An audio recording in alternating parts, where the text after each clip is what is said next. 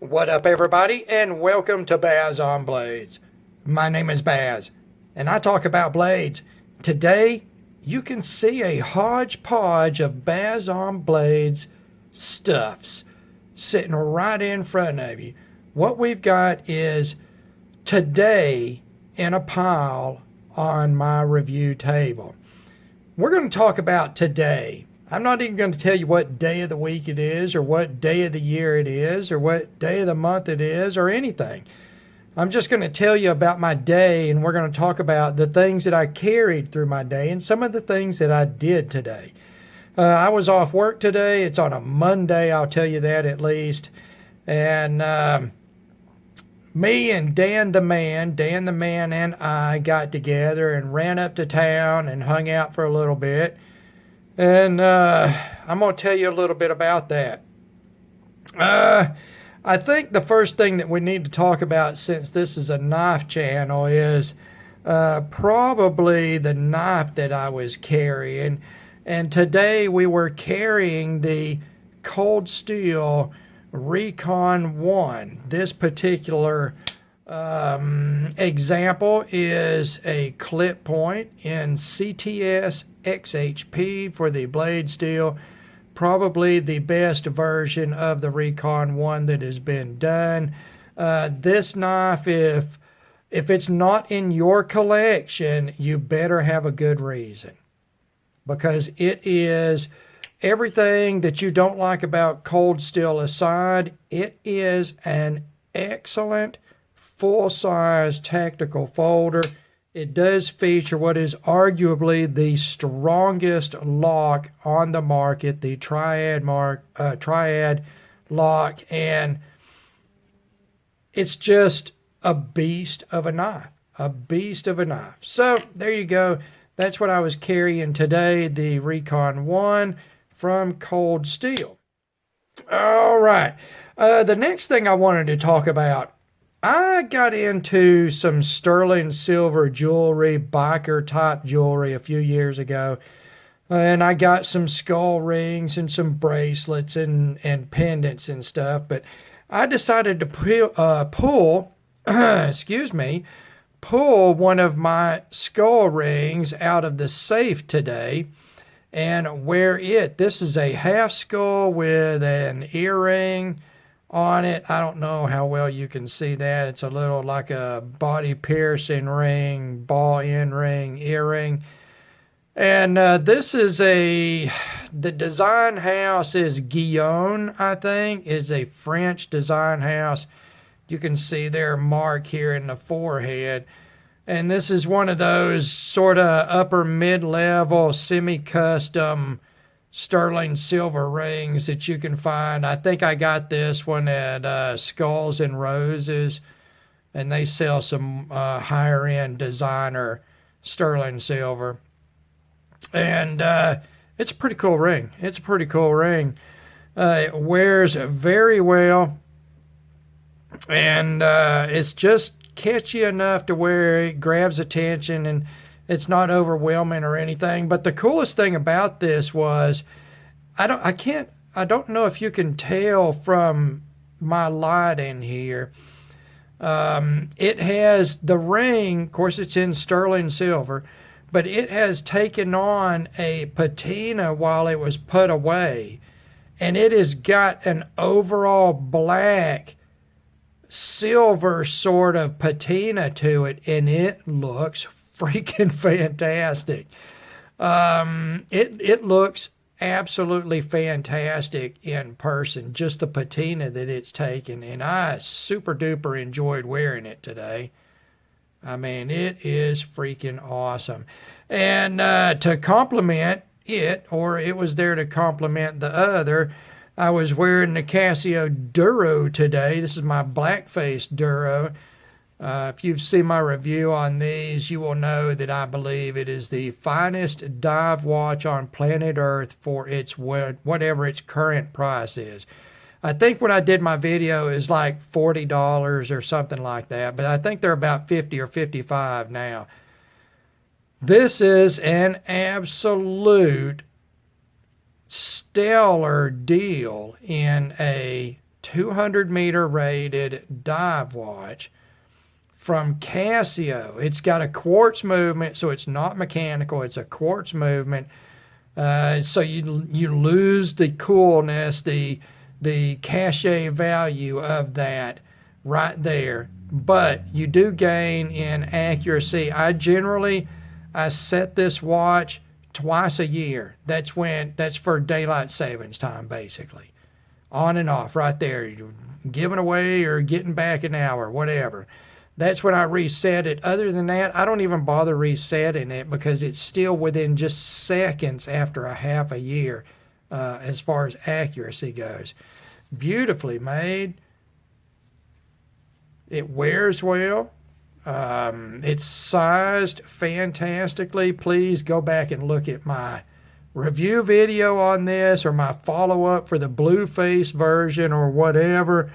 What is that? It's a 42 or 44 diameter, 22 millimeter lug width. Lug to lug is 48 millimeters, I think, and it's 12.4 in the thickness. So it's good size case diameter coupled with a shallower case depth because of the movement. So it wears very well for a bigger, I think 44 millimeter diameter. The 48 millimeter lug to lug is not bad. You've got some nice curvature on the lugs here. So I don't have the biggest wrist in the world. I think mine are like 7 1/4, maybe. I think 7 1/4. It wears very well for me. Fantastic.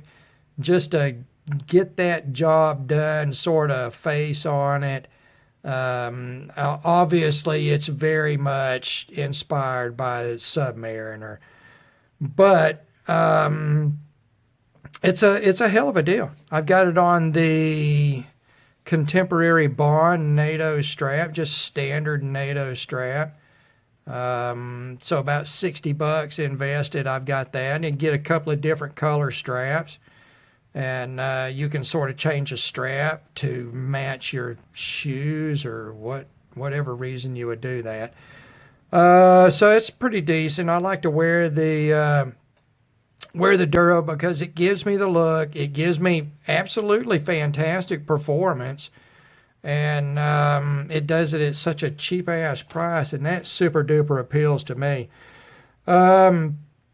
So you see now we've got out here, we've got my car keys, we've got the Taurus GX4 out here, which is what I carried today. I've been carrying it exclusively since I got it.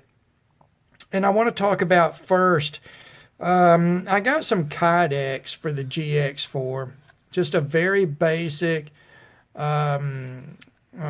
injection molded Phobie clip, fiber reinforced plastic on Kydex. It's a clam sort of style fold over type of holster with a variable tension addition to it here. It is very cheap holster. I paid $14.95 for this holster shipped. Okay, for Kydex, that's super cheap. I'm pleasantly surprised by what I could do with the holster. First of all, I'm not trying to be negative towards the people that made the holster. I'm not even going to mention them unless somebody specifically wants to know. Just shoot me an email at bazonblades@gmail.com and I'll give you the information. I don't care. But I don't want anybody to take back really anything negative about this holster, because at $14.95 or $99 or whatever it was, it's a good deal. At a price higher, double that, and not so good of a deal. But it's not a bad holster. It looks like to me they are not using a higher end vacuum system to form these. They may be using presses to form these. And I'm not familiar with using vacuum systems, but what I have seen You can pull more detail, better repeatability, and more consistency as far as your draws on your shells. So I think you can see you see the way everything's kind of wavy and not super straight on this sight channel here that's molded. That's sort of what I'm talking about. That's not absolutely straight. In more expensive holsters, that's going to be absolutely straight. It's going to be very crisp the way that it's molded. This is not super crisp and not absolute. So it's not quite as refined. It's not quite as deep. But the retention is good. There's no issues with the retention at all. As far as carrying it inside the waistband, appendix carry like I do, it's a very compact. There's not a lot of excess material around the edge. You can see there's sort of a tip, a trailing sort of point tip here. I think I'm going to roll that over. I'm going to take it to my grinder and roll that over. There's not a lot of excess material over on this side. It's pretty minimal for the design. The biggest problem with this is what I think is the biggest problem with discount Kydex, and that is they don't have time for the finishing stage of Kydex. And sometimes that's not important. But sometimes it is. When you're carrying a firearm for hours at a time inside the waistband, where the holster and firearm will be up against your skin directly or just some very thin underclothing, finishing Kydex around the edge becomes more important. Now, when you do Kydex, what you're going to do is you're going to have a sheet of Kydex, you're going to heat it, and you get it pliable, and then you're going to go to your press or your vacuum system or whatever. You're going to put that Kydex over your mold. There's actually a dedicated mold for each of these firearms, and they're 1-to-1 copies of the actual firearm in a polymer probably. But you're going to mold this over, and as it cools, it sets up. The next thing is you're going to go and all the excess, you're going to trim that off, trim the perimeter in, the profile of the holster. And you're going to start adding your features then. You're going to start removing all that excess material, making it more compact. You're going to add in speed cuts for access to the pistol. You're going to add in your sweat shield that's going to go between your slide of your pistol and your skin or your body. You're going to add features such as your tensioner. They drill a hole through and they put a little rubber grommet in a screw through, and it tightens down or it loosens up. I mean, it's a great feature, but it's pretty simple what it is. It gets added after the molding. Then depending on if it's, a taco top like this or a two-piece, it's going to get riveted and eyelets and whatever and blah, blah, blah. But in this, what it was lacking was the edge trimmed up. Now, what happens when you profile this? You take it to there's some things you might take it to a bandsaw and cut off excess, but then you're going to go to a belt grinder. And you're going to grind it to shape. And when you grind Kydex, the edge, say this is the edge of the Kydex as you're looking at it. When you grind it, the very surface here, the edge surface, this is what it does. It does this, and it forms burrs on the outside edges. And what that is where that flat edge has been heated and ground by grinder. It just sort of pushes material out like that. Not a big deal unless it's up against the sensitive skin of your midsection. So what I had to do with this holster to make it better, I had to go around the edges and relieve all the edges all the way around, and I did that on this holster. there are no burrs left anywhere on this holster. And the tools that I used for that, believe it or not, some of the most important tools to a knife enthusiast. I'm telling you right now, some of the most important tools to a knife enthusiast, emery boards. You can go over in the Walmart to where they sell nail polish and all of that crap to the women, and you can find you some emery boards, or as I like to call them, precision sanding implements. So you take those and you go around the edge. Hold on a second. I'm having a hard time talking, guys. I'm going to have to get a little more of my beverage here. See if I can wet my whistle.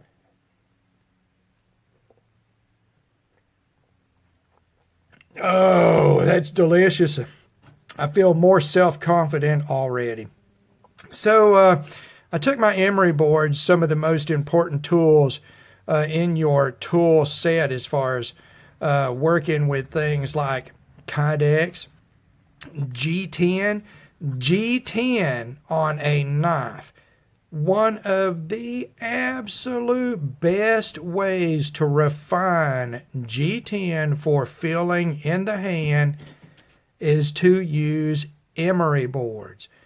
I have used these on knives costing $300 or $400 that had G10 on them. Not everything needs it, but I'm telling you right now, sooner or later you're going to get some sort of rough edge Kydex, or you're going to get some rough edge G10, and you're going to need to relieve it down. And we'll take a look at the edge here. And all I've done is I've rolled that edge, softened it up all the way around, and that's all you have to do with this type of material. And maybe I'll come back and I'll roll over this, say take that much of it off. Maybe I'll do that. So there you go. $14.95. If you want to know about it, shoot me an email, whatever, and I'll pass on the information to you. So we've got my keys, and we've got the GX4 out here, and we're going to go ahead and we're going to, holy shit, boy, that thing shoots out the empty magazines. I'll tell you that right now. Empty magazine, empty pistol right there. It's empty, empty, empty. Guys, I don't think I could empty it anymore. There's no ammunition.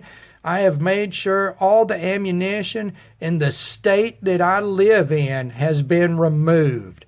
There is no ammunition in the state of Tennessee right now that could accidentally be put into this firearm and used on the set of any movie that may or may not be named Rust.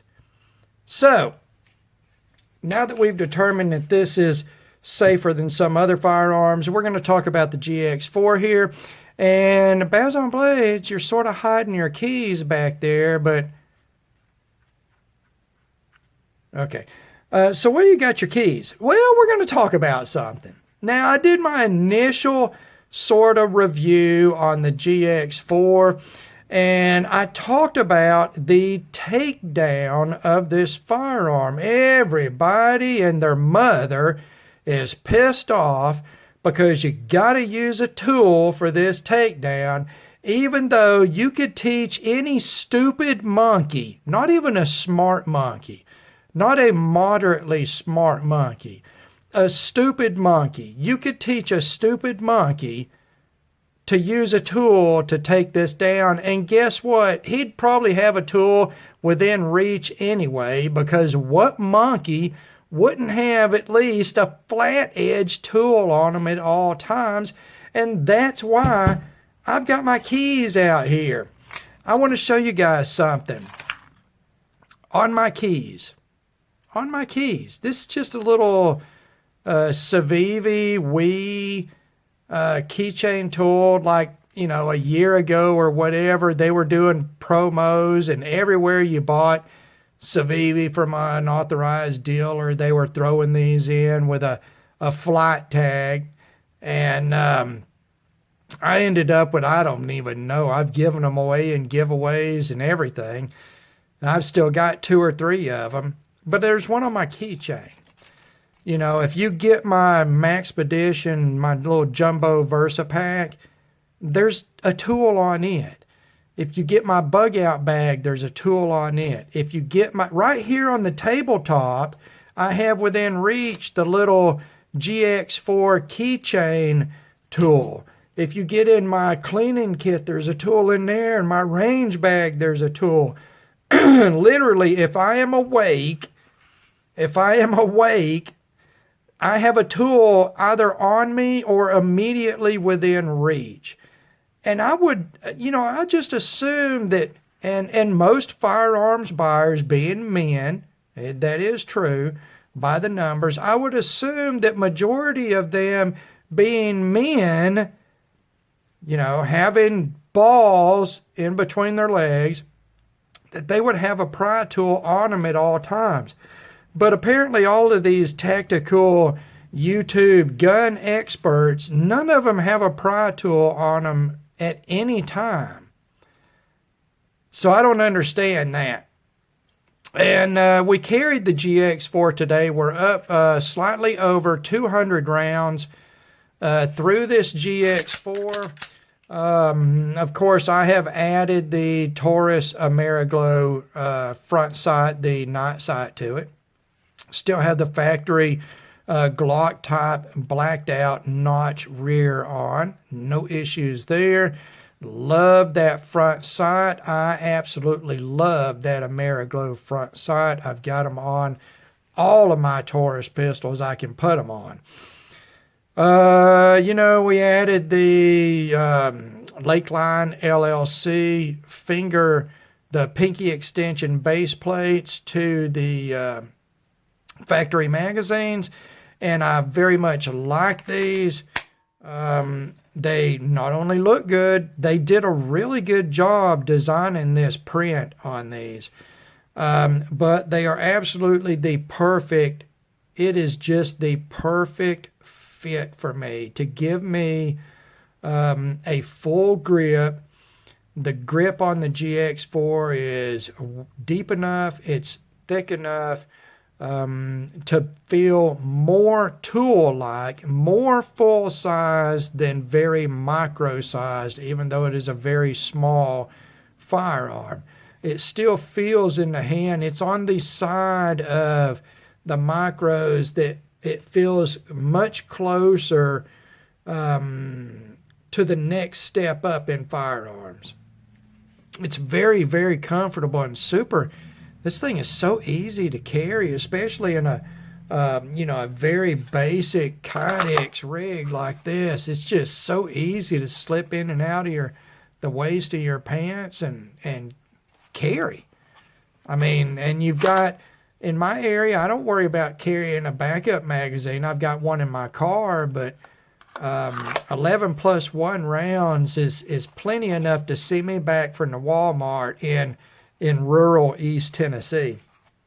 So that's a little bit of today, guys. Really, I hope that's coming across the way that's blackened up on that ring.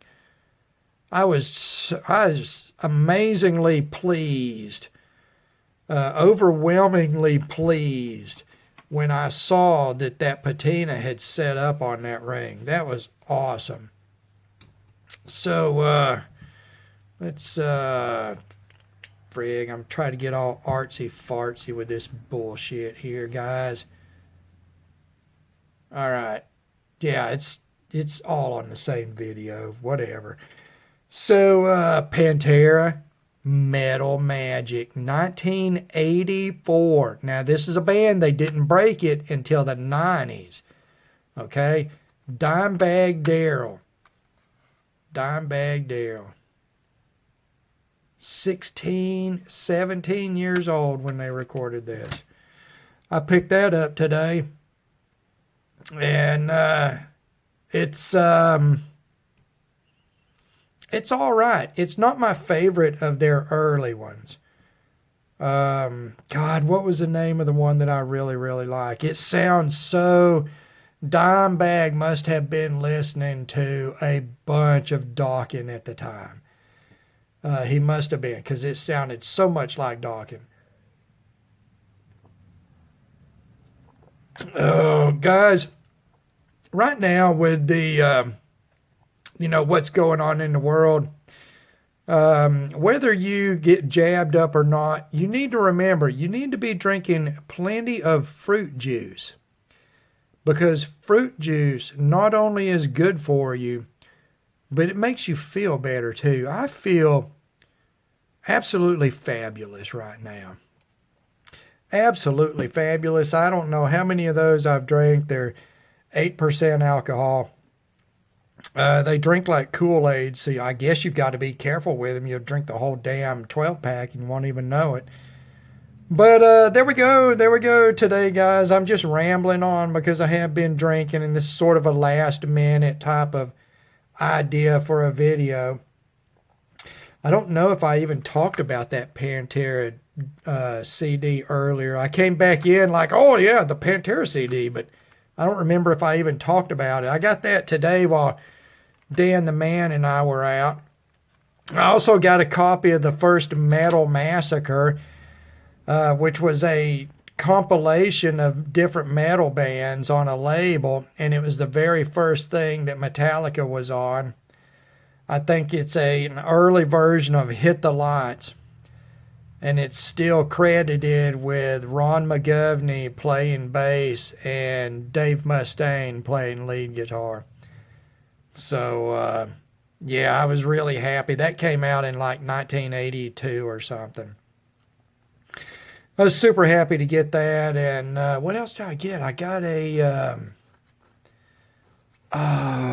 Accept. I got an Accept 2-disc best of. The first disc was old Accept with Udo, and then the second disc was the newer Accept over the last decade or so with the new singer. I can't remember his name.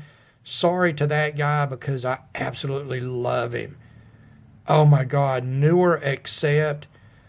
If you guys like any heavy metal at all, just plain old heavy metal, I mean like it was back in the day, before everything had to be broken down to a subgenre. Just heavy metal. It's so good. It's very good. So let's see. What did you learn? What did you learn? Tell Baz on Blades what you learned. Baz on Blades. I learned that emery boards are not just for sex toys.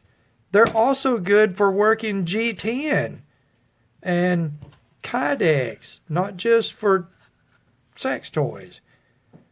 Okay, guys, well, I don't know why any of you have been using emery boards for sex toys, but if you've learned another use for them, good for you. So, as always, thank you very much for taking the time to watch one of my videos. God bless all of you, and we will talk to you again.